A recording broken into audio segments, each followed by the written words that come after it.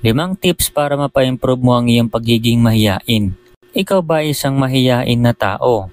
Yung tipong pag may lumapit sa iyo at makipag-usap ay nag-overthink ka na kaagad kung anong mga sasabihin mo. Kung ikaw to, panoorin mo ito para magka-idea ka kung anong dapat mong gawin para ma-improve mo ang iyong sarili.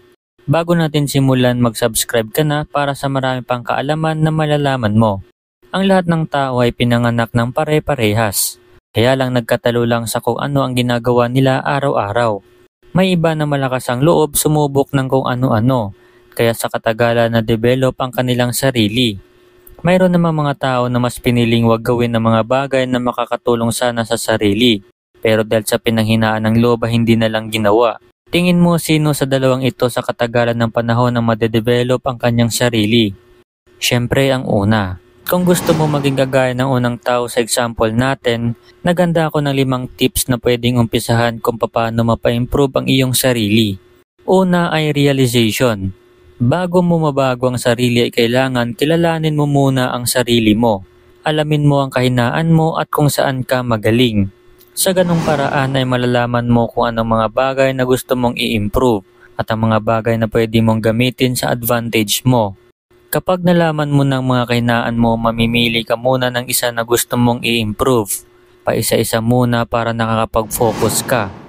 Pangalawa ay desisyon. Magagawa mo ang pangalawa sa listahan natin na ito kung nagawa mo ang una. Dahil kapag nalaman mo ng iyong mga kahinaan, dun ka na makakapamili kung anong una mong i-improve. Halimbawa nga ay nalaman mo na mahiyain ka talaga at di mo kaya makipag-usap kahit kanino. Kaya dito ka magde-decide na ito ang gusto mong i-improve. Pangatlo, use your job as your advantage. Kung napagdesisyonan mo nang i-improve ang pagiging mahiyain mo at kung ikaw ay nagtatrabaho, gawin mo itong bilang advantage sa sarili mo. Para ma-improve ang sarili mo, wala kang choice kundi i-expose ang sarili mo sa mga taong hindi ka komportable. Kailangan araw-araw marami kang nakakausap na ibang tao outside sa department mo. Hindi counted dyan ang pakikipag-usap sa mga ka-department mo. Dahil sa araw-araw na kasama mo sila, tiyak na nagiging komportable ka na sa kanila.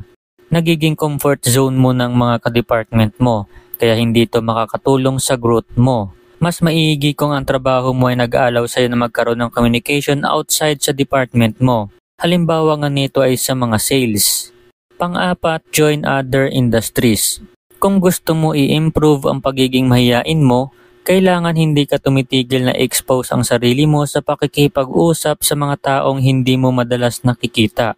Kung may trabaho ka at ang trabaho mo ay hindi nag-aalaw na makipag-usap sa ibang department o tao, pwede ka mag-part-time at pumasok sa mga industries kagaya ng multi-level marketing, insurance o real estate. Nagkaka-extra income ka na, hindi mo pa namamalaya na na-improve mo na palang pagiging mahiyain mo. Pwede ka mag-umpisa sa isa sa mga industries na ito. Depende kung ano ang gusto mo. Marami pang mga industriya na pwedeng mabuild ng pagiging mahiyain. Pero sa mga industries na nabanggit ko, dito mo mapupulot ang mga libreng training ng self-development na pagkamahal-mahal kapag inantindan mo ito sa iba. Hindi ka man mag-succeed financially pero ang learnings ay umaapaw.